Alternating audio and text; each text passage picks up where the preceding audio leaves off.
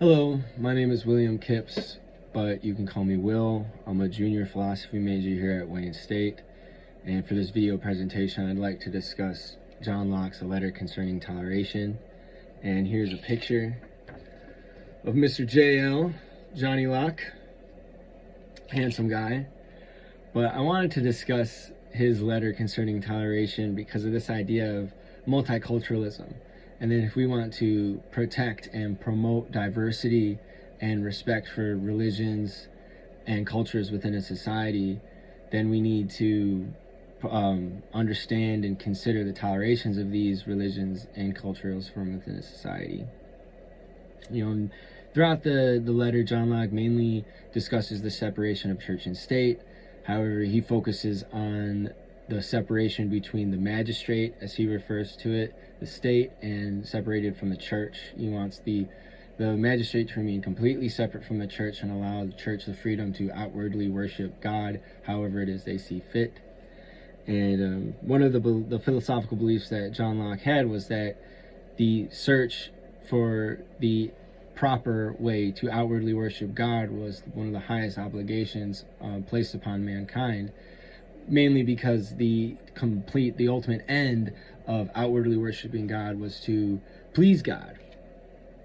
And that's sort of when you get into this philosophical notion of free will, and how John Locke, it reminded me of the locked room, where it may be predetermined that, we're going to worship a God, but it's up to you, to figure out how that you want to do that, however you see fit.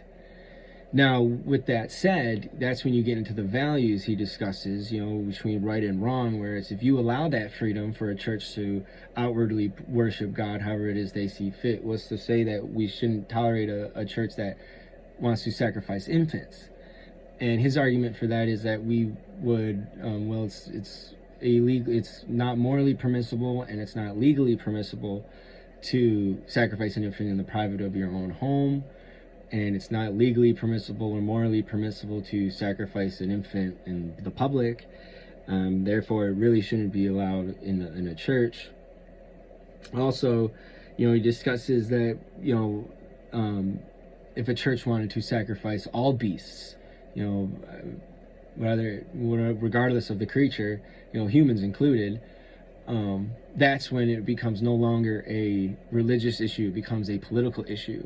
Because you're getting into private property, and you're not wanting to, if a religion wanted to kill all calves, all, cows, grown or not grown, it'd be no, because this is my property now. You're no longer wanting to kill your cow, you're killing my cow.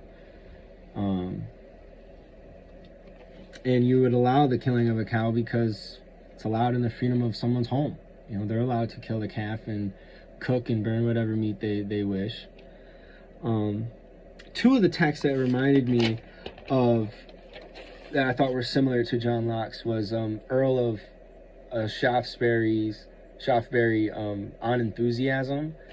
I thought that was similar because it asked people to ridicule ideas, pertaining to religion and even pertaining to science, asking questions, that challenge the state. Don't let the state tell you, how to believe or what to believe.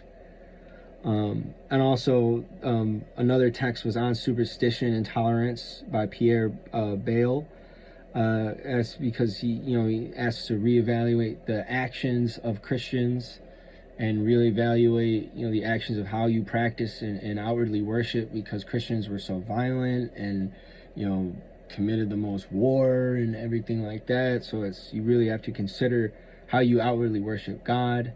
And it all pertains to John Locke, where you have that free will, that freedom of choice to decide how you want to do it, and do not let the magistrate command you on how to do it, because that would not end up pleasing God, according to John Locke.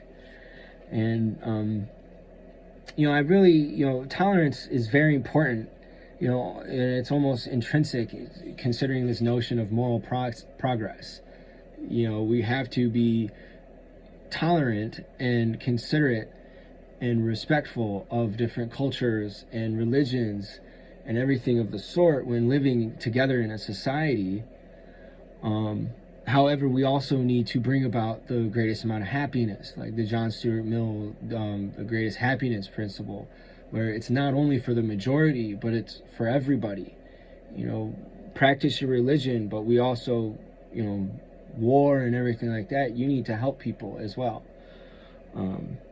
So that's where it begins. Also, John Stuart Mill, the freedom to swing your fists, you know, ends where my nose begins.